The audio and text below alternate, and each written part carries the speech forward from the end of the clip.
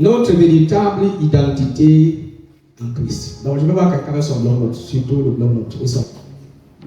J'entre dans une carte d'identité. Alléluia. Parce que aujourd'hui on parle de l'identité. Aujourd'hui nous parlons de quoi? De l'identité. Notre véritable identité en Christ. Je veux que tu sois très attentif parce que ça c'est un enseignement qui va beaucoup te bénir. Amen. Alléluia. Donnons-moi rapidement le 2 Corinthiens chapitre 5 verset 17. Dès que quelqu'un est uni au Christ, il est un être nouveau. Ce qui est ancien a disparu, ce qui est nouveau est là. Imagine un instant que tu perds ta carte d'identité. Peut-être tu es allé au marché Sandaga, faire des achats. Tu arrives au marché Sandaga, tu perds ta carte.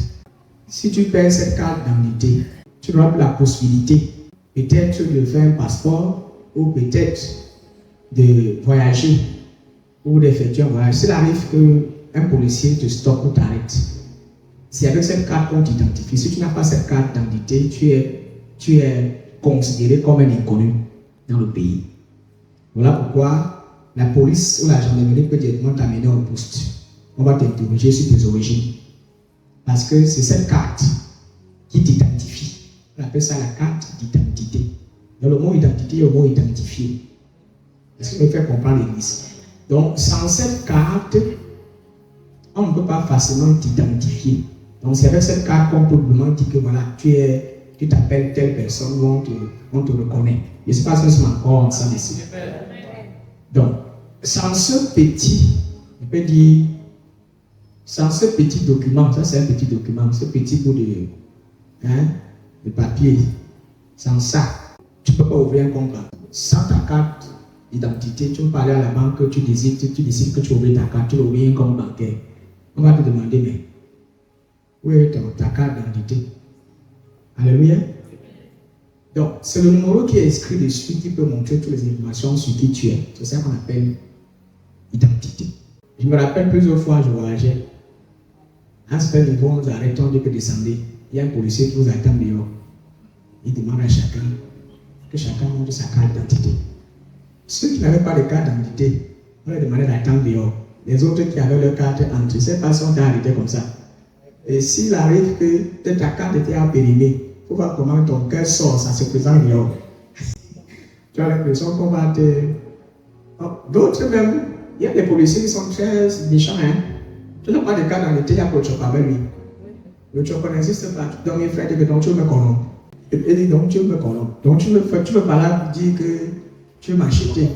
Il va te dire, monsieur ou madame, on va te diriger au poste. Et c'est là-bas que tu vas nous expliquer les choses en détail. Amen. Moi, plus tard, à l'époque, je faisais le clando. Et si tu fais le clando, même si tu n'as pas les papiers de ton moto, il faut au moins savoir ta carte d'identité. Si tu n'as pas les papiers de la moto et que tu fais encore le reste, tu n'as pas avoir ta carte d'identité. Tu es bandit. À l'heure là, on te considère directement comme un brigand. On te mélange en fait. Parce que ceux qui sont arrêtés sans carte d'identité, même quand on fait des patrouilles dans les quartiers, si on t'attrape sans ta carte d'identité, c'est très grave. Et il faut que le commissariat, on va bien exiger peut-être un pourcentage, une somme de 50 000 francs. Je parle ici au Cameroun, parce que dans la Guinée, il faut que les gens sachent que c'est ici, au Cameroun. Donc, ce papier plastifié, alléluia, détermine aux yeux du monde votre identité. Donc, ce petit document plastifié détermine aux yeux du monde votre identité. Mais ce matin, le Seigneur vous dit que beaucoup ont perdu leur identité. Alléluia. Beaucoup n'ont pas juste perdu une carte, mais certains ont perdu leur identité en Christ. Mais beaucoup ne reconnaissent pas qui ils sont réellement en Christ. Ceux qui ne connaissent pas qui ils sont réellement en Jésus-Christ, c'est ceux-là qui ont perdu leur identité. Et quand tu ne connais pas ton identité en tant qu'enfant de Dieu, c'est très dangereux. Je ne sais pas si mon illustration vous aide à comprendre le contexte de mon message. Parce que c'est ton identité qui te qualifie. C'est elle qui te permet d'avancer et de prendre part à tous les privilèges à toutes les opportunités que Dieu a déjà rendues disponibles pour toi. C'est même elle, c'est ton identité en Christ qui prouve que tu es vraiment de Dieu. Donc, tout chrétien qui a perdu ou bien encore qui n'est pas conscient de son identité en Christ, ou bien qui a perdu son identité en Christ, il faut automatiquement qu'il le regagne. Il doit automatiquement le retrouver. Et c'est ça l'objectif du message de ce soir. T'aider à découvrir ton identité. Vous savez, quand un homme ne sait plus qui il est, il accepte n'importe quoi sur lui. Quand un chrétien ne sait pas qui il est réellement en Jésus-Christ, il accepte tout sur lui. Mais avant d'aller dans le côté spirituel, accepter son identité en Christ. Quand un homme ne connaît pas qui il est, il va tout accepter. Donc, l'étiquette que le monde va placer sur lui, c'est ça qu'il va accepter. Si on dit qu'il est maudit, il va dire oui. Si on dit qu'il est un raté, il va dire c'est ça. Si on dit qu'il est faible et sans avenir, je ne sais pas si par le passé, on a eu à tout prononcer ce genre de paroles. Raté, maudit, faible, sans avenir, et toutes ces paroles négatives. Tu as accepté ces paroles parce que tu ne connaissais pas réellement ton identité. Donc, vous acceptez l'étiquette que le monde place sur vous parce que vous ne connaissez pas votre identité. Certains d'entre nous ici, parce qu'on t'a dit que tu sors d'une famille maudite, tu y crois et tu as accepté cette étiquette qu'on a imposée sur toi. Et c'est avec ça que tu te balades partout. Quand on te demande comment t'as bien, comment moi je suis maudit. On dit pourquoi tu dis que tu es maudit. Ma famille même sait ça. Mon père était maudit, ma mère était maudite. Donc, c'est comme ça chez nous, c'est notre routine, c'est notre vie, c'est notre style de vie. Nous sommes tous des maudits. Là, ça, c'est l'étiquette que le monde a imposée sur toi. Il y a des enfants qui ont grandi avec ce genre de mots. Tu es un raté. Tu es un raté. L'enfant grandissant, c'est la seule chose qu'il connaît de lui-même. C'est-à-dire que la seule chose qu'il reconnaît de lui-même, c'est que lui, il est un raté. Et il a perdu son identité. La seule identité qu'il accepte qui est sur lui, c'est l'étiquette que le monde a imposée sur lui. Donc, aujourd'hui, ou bien encore ce soir, je ne vais pas vous parler de ce que le monde dit de vous. Non, je ne viens pas vous parler de ce que le monde, ta famille, tes amis disent de toi. Je viens te parler de ce que Dieu dit de toi. Amen. Et ça compte énormément. Parce que depuis fort longtemps, la seule chose, la seule étiquette que tu as acceptée sur toi, c'est l'étiquette que le monde t'a imposée. Pour certains, on les appelle mendiants. Tu es un mendiant. D'autres, c'est l'étiquette de la pauvreté. Pour d'autres, c'est l'étiquette de la mendicité ou bien encore de la sérénité. C'est l'étiquette de celle-là qui ne pourra jamais avoir des enfants, jamais se marier et qui ne pourra jamais voyager. Donc, ça c'est... D'autres personnes ont leur propre étiquette que le monde les a imposées. Je ne sais pas quelle est ta part. Mais il y a certains qui ont dit aussi que moi, ma part d'étiquette, c'est que je ne serai jamais un grand pasteur. Que je n'aurai jamais un grand ministère. Alléluia. C'est peut-être aussi leur part d'étiquette qu'ils essaient de m'imposer, mais ils ne savent pas que moi, je me suis déjà identifié à l'étiquette que Jésus a imposée sur moi. Amen. Est-ce que vous comprenez un peu ça? Donc, ce qu'on va faire ce soir, c'est quoi? C'est que tu vas te déconnecter de ton ancienne étiquette. Amen. De cette ancienne étiquette que le monde t'a imposée, que le monde a déposée sur toi. Et tu vas t'identifier ou bien encore te reconnecter à ton identité en Christ. Amen. N'est-ce pas que nous sommes ensemble ici? Amen. Et je peux t'assurer que c'est à partir de là que tu vas voir ta véritable délivrance. Amen. Donc, ne dis pas à la fin que le prophète Pudès ne m'a pas imposé les mains, il ne m'a pas secoué la tête, c'est-à-dire que j'ai perdu connaissance. Non. La parole que tu vas écouter ce soir, c'est elle qui va te restaurer. Amen. Parce que quand tu vas à la fin récupérer ta carte d'identité qui était perdue, qui est ton identité, ce qui était ancien va disparaître. Et c'est à partir de là que tu vas découvrir quelque chose de nouveau dans ta vie. Amen. Alléluia. Amen. L'une des premières vérités que tu dois automatiquement reconnaître, c'est ton identité en Christ. C'est comme nous sommes une nouvelle créature. Ça, c'est la première vérité sur ton identité à Christ, que tu dois automatiquement reconnaître et affecter. Je suis une nouvelle créature. Selon 2 Corinthiens chapitre 5, le verset 17, il dit, si quelqu'un est en Christ, il est une nouvelle créature. Les choses anciennes sont passées, voici toutes choses sont devenues nouvelles. Si quelqu'un est en Christ, il est. Donne-moi une autre version, en fait, Benjamin. Il dit que dès que quelqu'un est uni au Christ, il est un être nouveau. Ce qui est ancien a disparu, ce qui est nouveau est là. Une version française, pas une version que tu as donné mardi. Je pense que ça devait être le frère riche. Bon, vas-y, fils. Alors, si quelqu'un est uni au Christ, il est créé à nouveau. Ce qui est ancien est fini. Ce qui est nouveau est là. Maintiens la version 6, ça c'est une très forte version. Vas-y encore, pasteur. Alors, si quelqu'un est uni au Christ, il est créé à nouveau. Il est créé à nouveau. Ce qui est ancien est fini.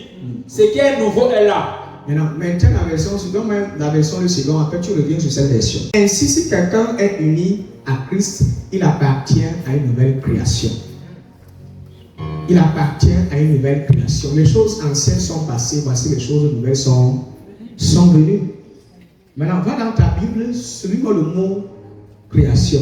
Création. Là, c'est ce mot-là que je viens de m'azaler. Il dit, ainsi si quelqu'un est uni à Christ, il appartient à une nouvelle.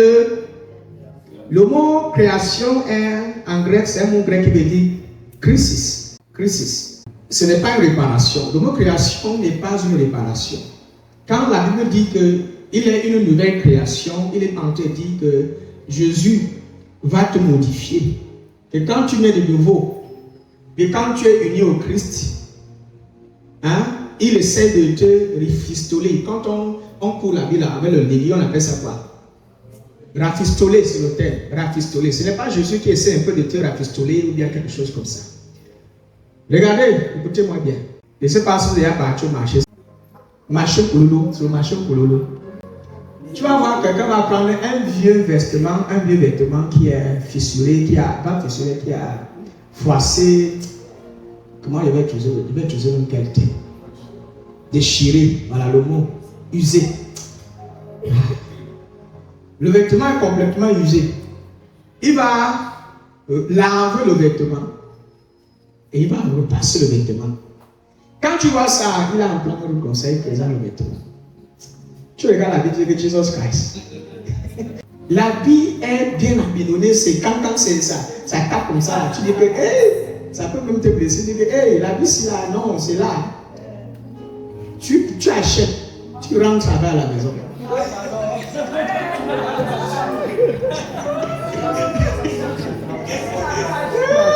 Premier lavage, tu vois le tout. C'est là où tu constates que la vie en fait est usée. Donc, c'est usé. C'est usé depuis très longtemps. Donc, peu importe, c'est pour dire quoi? Jésus-Christ n'est pas venu te laver ta vieille nature. Est-ce que quelqu'un te comprend? Jésus n'est pas venu laver ta vieille nature, ni nous la repasser. Et donc, il n'est pas venu essayer d'arranger ta vieille nature. Donc, quand on parle de création, Christ n'est pas en train de dire réparer. Non. Ce n'est pas une réparation de ta vieille nature pécheresse, mais c'est une création. Donc, ta nouvelle nature a été créée et l'ancienne a été complètement annulée. Donc, ce n'est pas Jésus qui essaie de nettoyer ta vieille nature, d'essayer un peu de, comment je peux dire, qui essaie un peu d'arranger, d'arranger pour que tu sois un peu plus présentable. Ce n'est pas ce que Jésus essaie de faire. Non, quand tu nais de nouveau, quand tu deviens enfant de Dieu, quand tu es uni au Christ, Jésus échange ta nature avec une nouvelle nature. C'est ce qu'on appelle une nouvelle création. Tu es recréé à nouveau. Donc, il n'est plus question que ma vieille nature et ma nouvelle nature essaient un peu de lutter ensemble. Les deux, on voit ce que ça va donner. Ou bien la vieille nature et la nouvelle nature de Christ ils sont en train d'essayer de collaborer ensemble. Non, il n'est pas question de ça. Alléluia. Et ce n'est pas non plus un rafistolage. Donc, crisis, le mot création. Christ parle d'un acte créateur, d'un acte de création. Ainsi, si quelqu'un est uni à Christ, il appartient à une nouvelle création. Quand on dit nouvelle création, ça c'est une création qui n'a jamais existé. Par exemple, Genèse. Dieu créa l'homme et la femme. C'est-à-dire ce sont des créatures qui n'ont jamais existé. Et Dieu, dans sa toute gloire, dans sa toute présence, il amène ça à l'existence.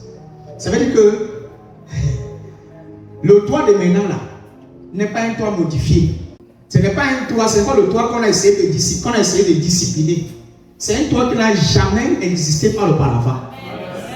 C'est un nouveau toit qui a été créé à nouveau. Donc ce n'est pas Jésus qui vient parce que tu es uni à lui, dit que ma fille, mon fils, comme tu as reconnu, comme tu as cru à mon œuvre salutaire, à ma mort et à ma résurrection, je vois que tu as fait trop d'erreurs dans la vie. Je vais essayer de te laver.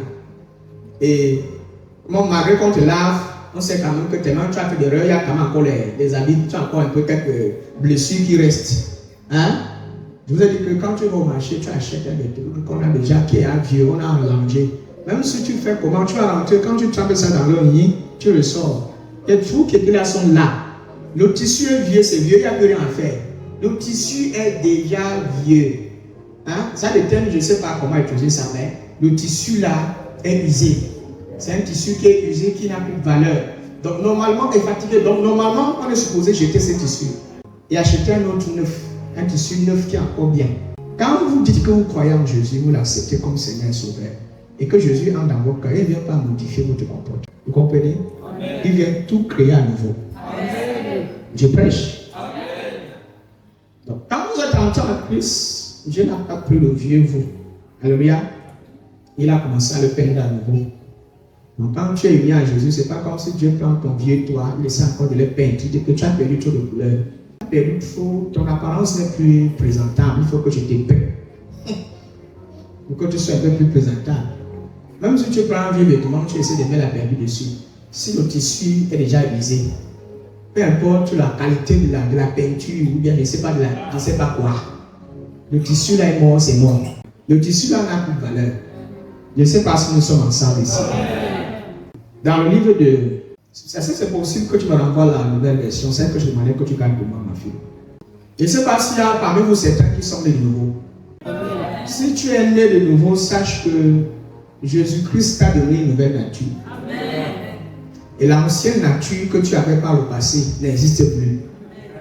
Alors si quelqu'un est uni au Christ, il est créé. Il est quoi? Voilà, ça c'est la version aussi. Il est créé. C'est comme la création. Dieu créa le ciel et la terre. Dieu créa. Donc tu es une nouvelle créature. Tu as été créé à nouveau. Il dit que, alors si quelqu'un est uni en Christ, il est créé à nouveau. Ce qui est ancien est fini.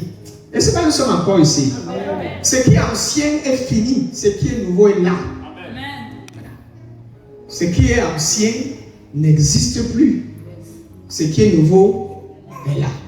L'ancienne création en Christ, c'est qui nous sommes actuellement. Nous sommes une nouvelle création.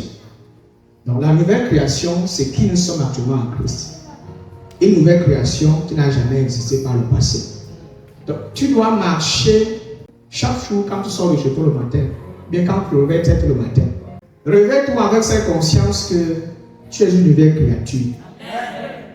Et que ton ancien toi, l'ancien étiquette que le monde avait posé sur toi là n'existe plus. Voilà.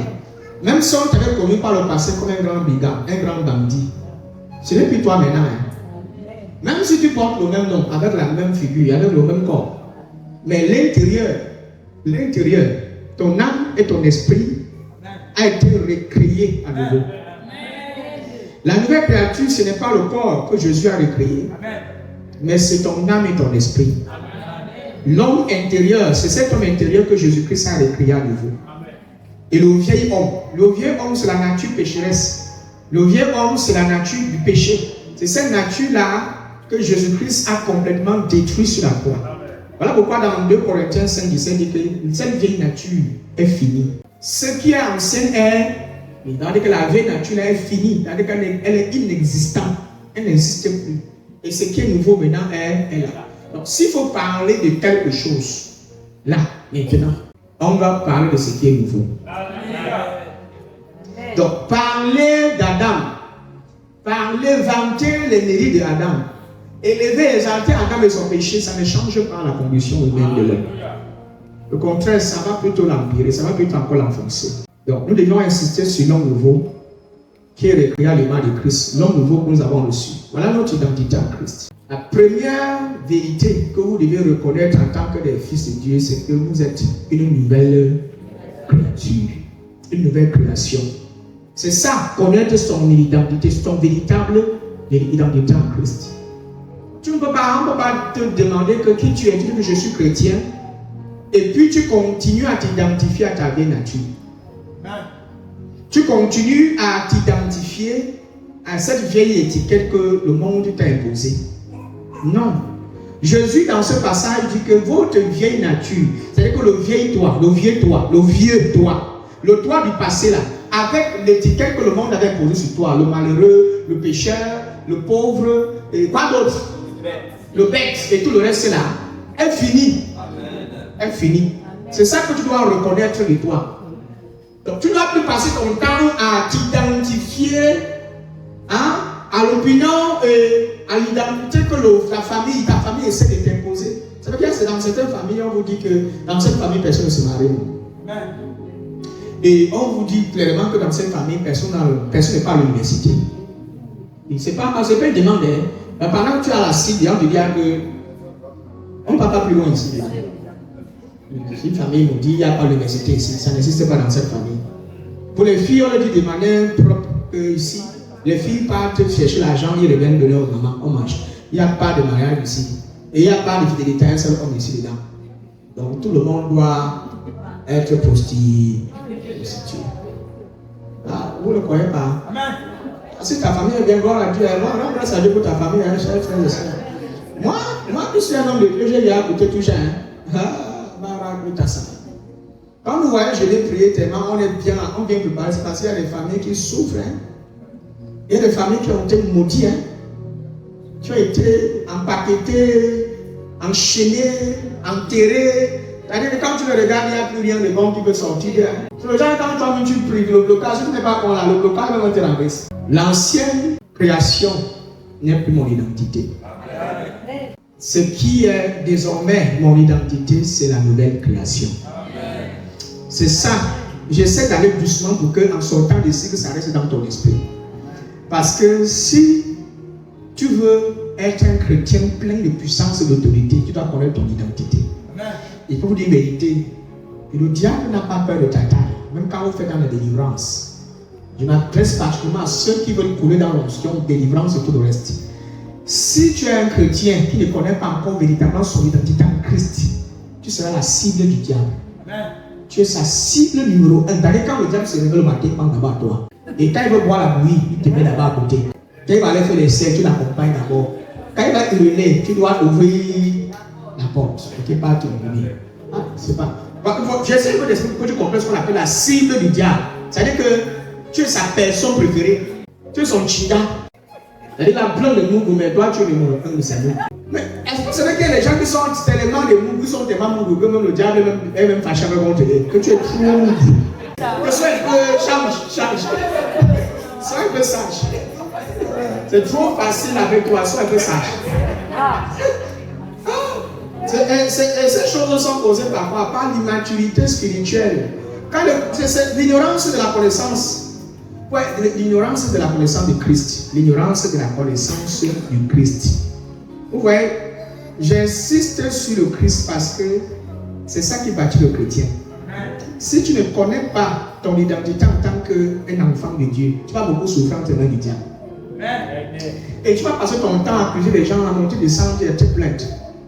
La majorité des chrétiens qui passent le temps à pleurer, à pleurnicher, à se plaindre de leur vie et des démons, ce sont des chrétiens qui sont encore très immatures dans la foi.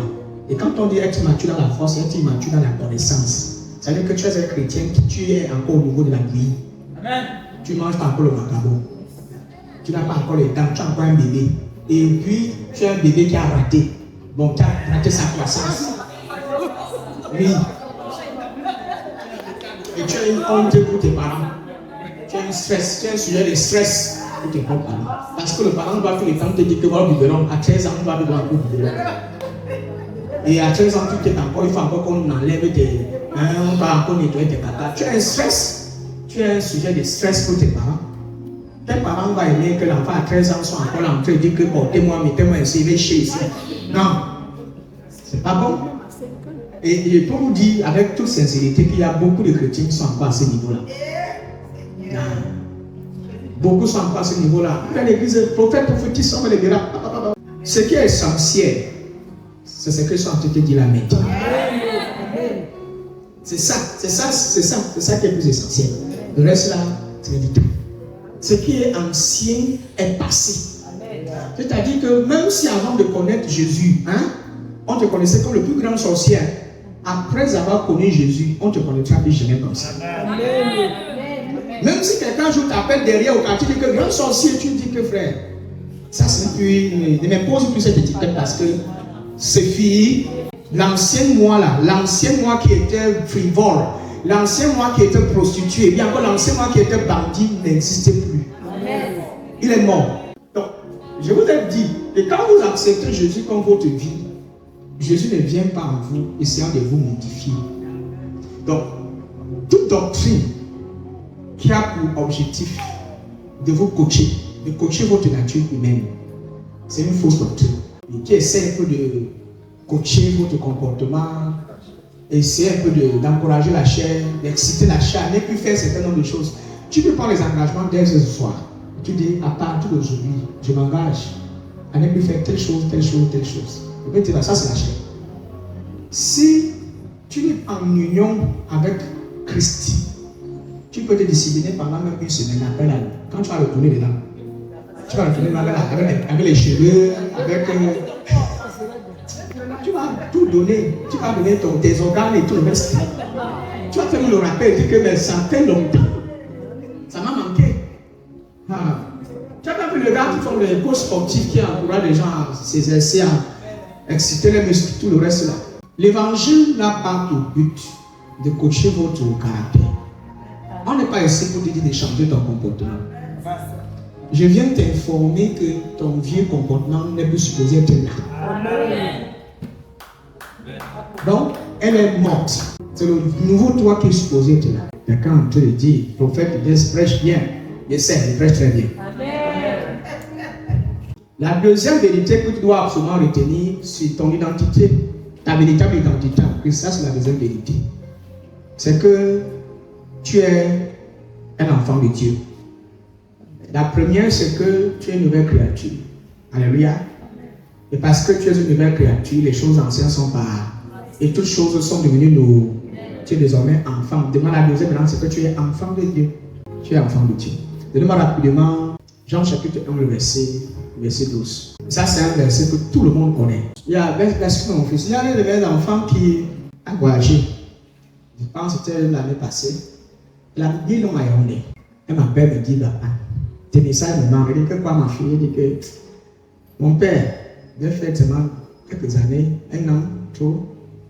Je faisais que dans une autre église. Il ne m'a même pas parlé de l'église où tu as parlé, le papa, sincèrement, peut-être la vérité. J'ai fait pratiquement 5 églises là-bas avant de trouver un, mais c'était tout là. Pour voir un peu l'église où on enseigne le message que tu prêches à Yaoundé. C'est son témoignage. Elle me dit que dans tes enseignements me manquent ici. Pourquoi ma fille? Il n'y a pas ça là-bas. Il y a les hommes de Dieu qui peuvent la regarder. Il est fouillé. Tout est centré sur nos performances. Tous les enseignements que j'ai écoutés sont centrés sur ce que nous devions faire pour mériter. Et il y a trop de jugements, il y a trop de condamnation. Ce sont des enseignements qui ne sont pas centrés sur Christ et son œuvre accomplie.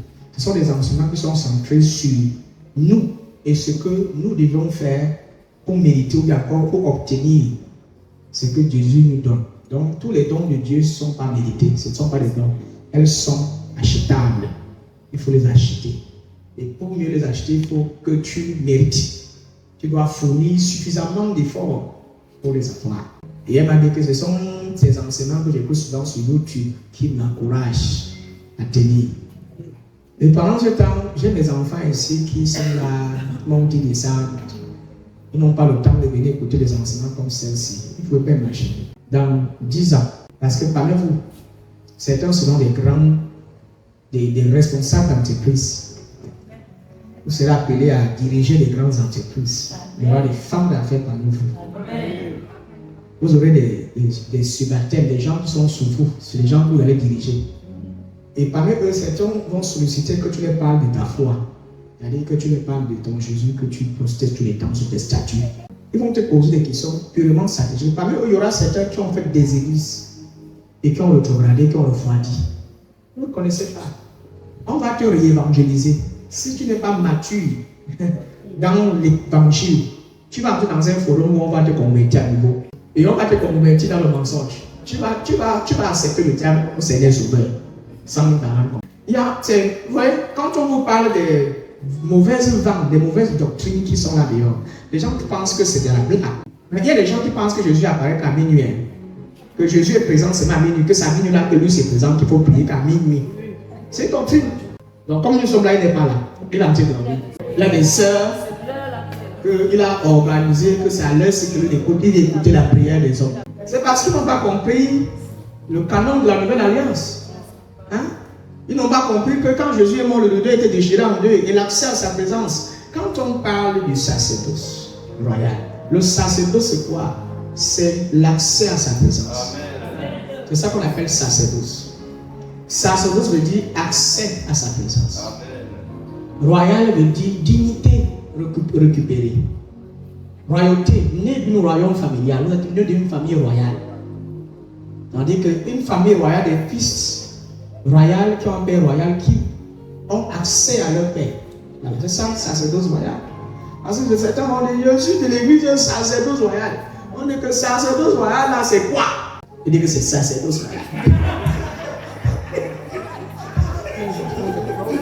Comme tu as entendu là, c'est ça. Tout ça n'existe pas, ça ne sert absolument à rien. Je prêche. Amen.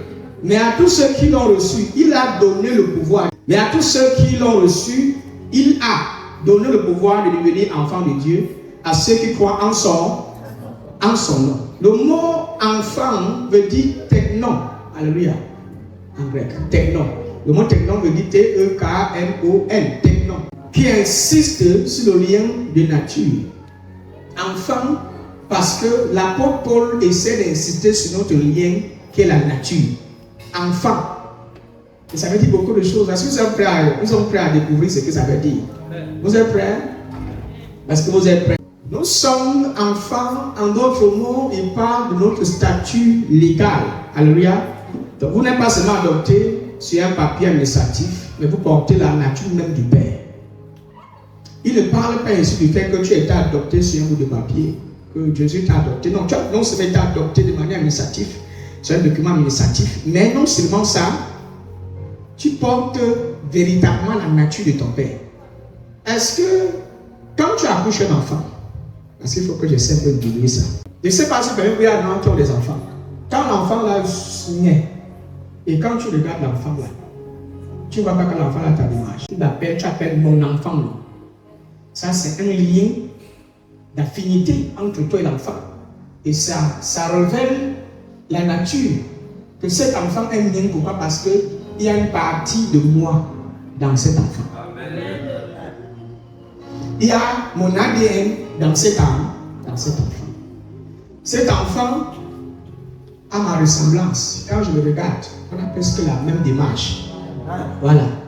Par exemple, quand je vois mon fils marcher, je le vois souvent marcher, je vois ma démarche. Parfois, ma mère me dit que je marche exactement comme mon père, mon feu papa. Même quand je ne l'ai pas vu, ma mère dit que tu exagères, tu marches exactement à ses pieds. Et tu as tout sa tête.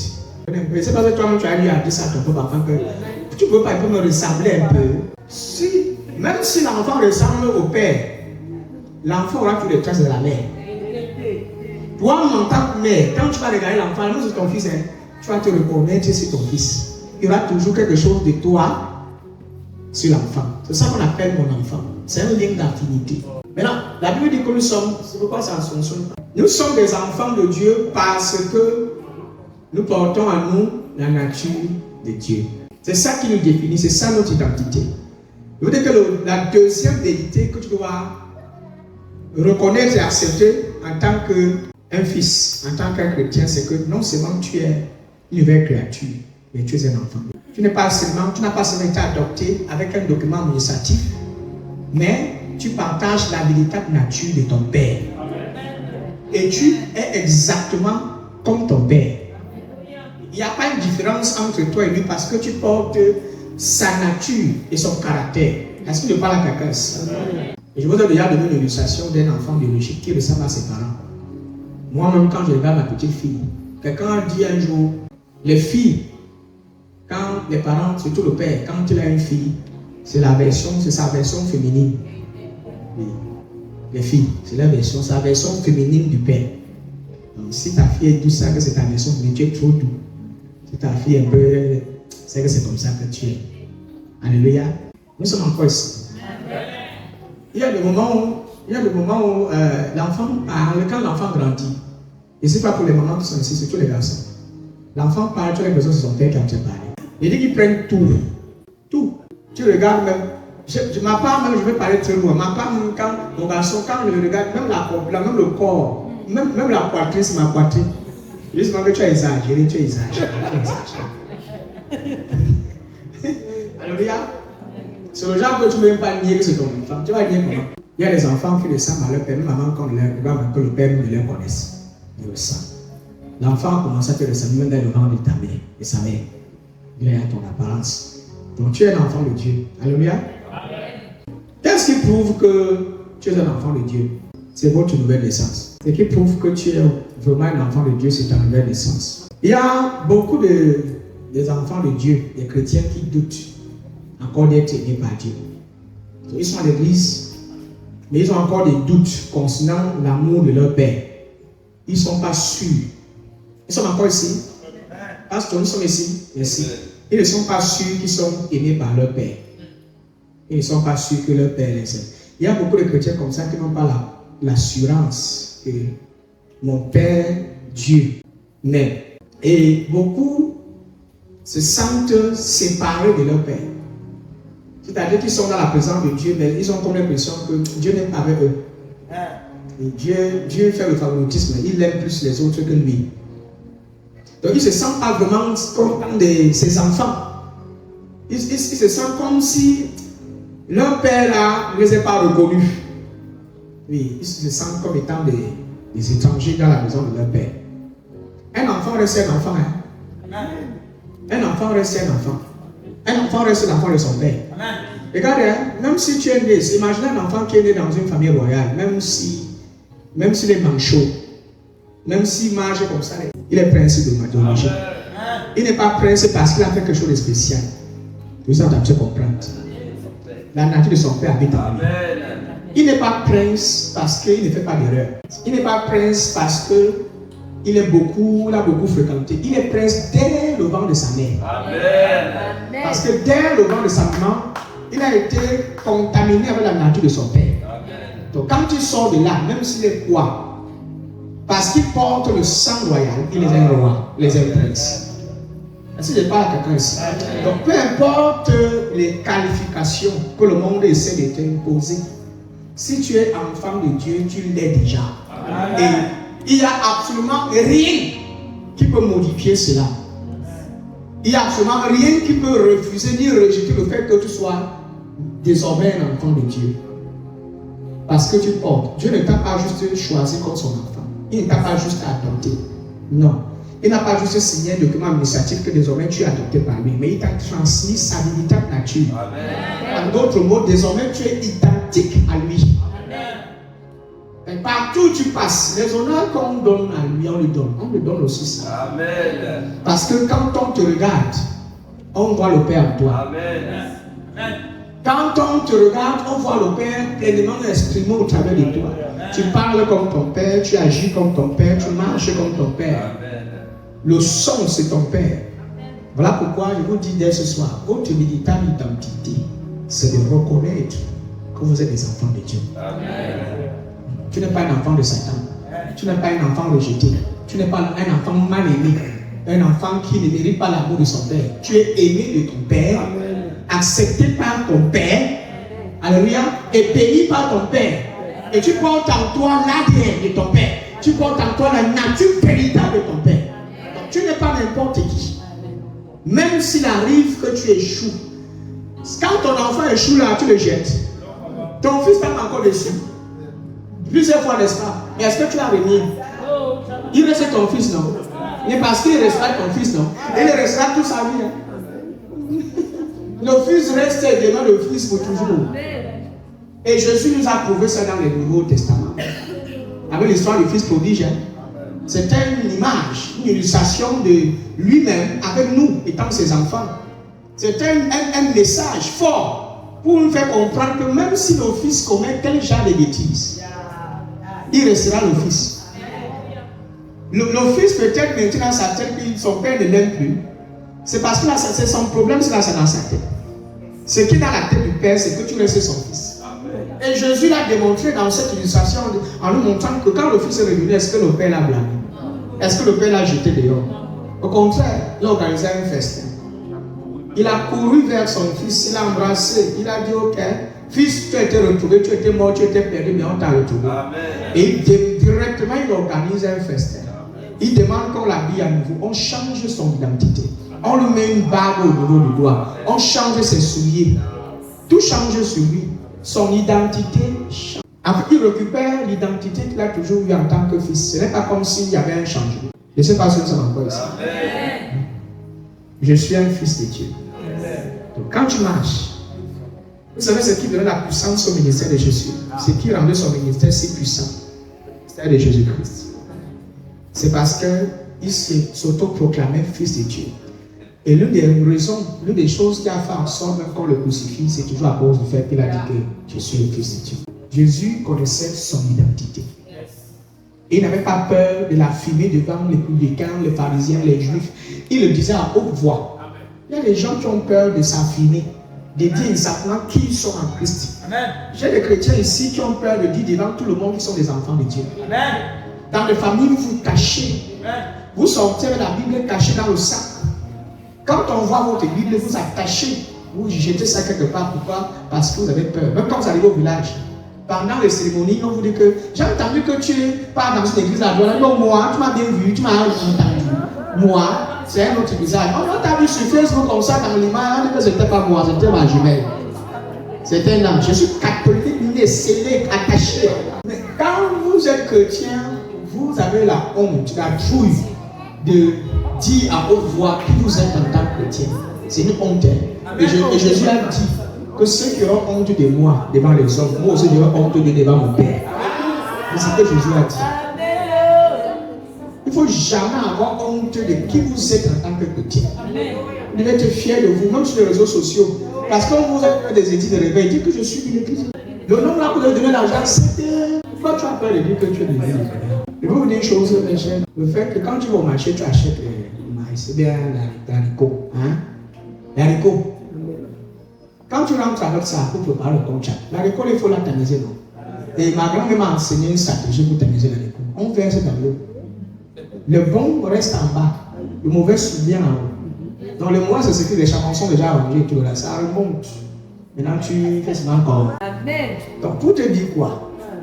Dans tout, que ça soit dans n'importe quel genre de domination, il y aura toujours les bons, il y aura toujours les mauvais.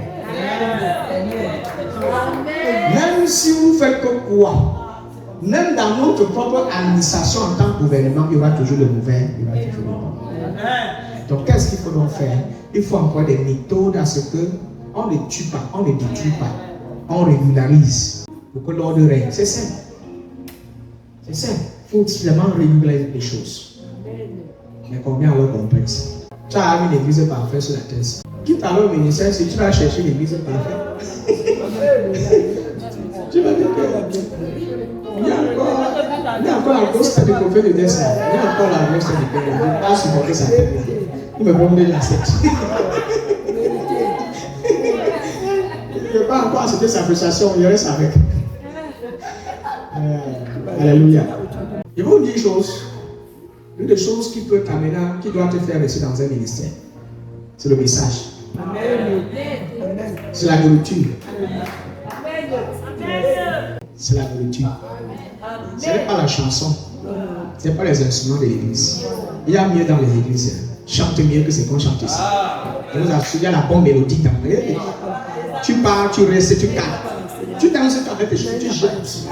Tu l'aimes là, tu parles de moi. Mais après, on dit que là où tu es là, tu es en enfer de lui. Et donc, on dit qu'il n'y a plus rien à faire. Tu vas pleurer, tu vas comprendre. Tu vas dire, hein? Donc, je suis en enfer, on dit que, depuis tu es enfant. Et puis, on te dit qu'il y a une carte. C'est le cas où tu veux vraiment aller au paradis. On ne te prête pas l'évangile. On te dit une carte spéciale, c'est une carte spirituelle. Tu achètes la carte, c'est le passeport pour aller au paradis. Beaucoup parlent de jamais, mais ils ne savent pas que c'est l'éternel. Ils ne savent pas qu'il y a. C'est ce qu'on devait retenir. Même le jour où tu biches, il reste toujours un enfant. Le jour où tu biches, le fait qu'il a triché, il ne faut pas devenir un orphelin. Alléluia. Est-ce que c'est pas ça? Le fait qu'il a triché ne peut pas devenir un orphelin. Il reste un enfant de Dieu. Mon enfant peut tomber. Il peut même faire une erreur, casser même une télé. Tu te fâches, hein? Mais après, là, c'est ton enfant. Ça ne peut pas devenir un orphelin que tu l'as mis dehors. Je ne sais pas avec quelqu'un tu comprends ça. Il reste ton enfant. Amen. La troisième vérité que doit. Je pense que la deuxième, tu l'as retenue. Je suis un enfant de Dieu. On veut parler dans trop de détails, mais comprends et retiens dès ce soir que non seulement tu es une nouvelle créature en Christ, tu es un enfant de Dieu. En d'autres termes, tu es un technon. Un technon, c'est un fils légitime de son père qui porte en lui l'ADN, la nature véritable de son père. Donc tu n'es pas une photocopie de ton papa. Alléluia. Non, tu es l'original. Tu es un fils authentique. Tu n'as pas juste été adopté d'accord. C'est pas comme si ton père t'a signé. Non, il t'a non seulement adopté, mais tu as été influencé par la nature de ton père. Donc quand tu marches, quand tu parles, il faut qu'on perçoive ton père parler. Parfois on dit que tel père, tel fils. On dit tel père, tel fils. Telle mère, telle fille. Et en réalité, j'ai vu ça dans certaines familles. Le père vole, le fils vole. Le père fume, le fils fume. La mère tire le chambre, les filles sont tous pareilles. La mère prostituée, toutes ses filles sont des prostituées. Bon. Donc, si mon père est royal, je suis royal. Si mon père est béni, je suis béni. Si mon père est riche, pour ça Paul a dit tel qu'il est, tel que je suis. Ça, c'est notre identité. Je ne suis pas différent de mon père. Tel qu'il est, tel que je suis. Il est élevé, je suis élevé. Il est exalté, je suis exalté. Il est couronné, je suis couronné. Tu as vu le fils d'un roi méprisé dans son village. Quand il passe l'ordre, il y a le respect. Même maintenant, si le fils du président de la Bible entre ici, là, l'atmosphère va changer. Si ce président se met ici au marché, c'est fini. C'est le président qui a régné ici. C'est quoi? Tu as vu le fils d'un président qui est pauvre. Tu as vu ça où? Tu ne verras jamais pas. Qui va connaître tes privilèges. Et jouir de tes privilèges. Je suis un fils de Dieu.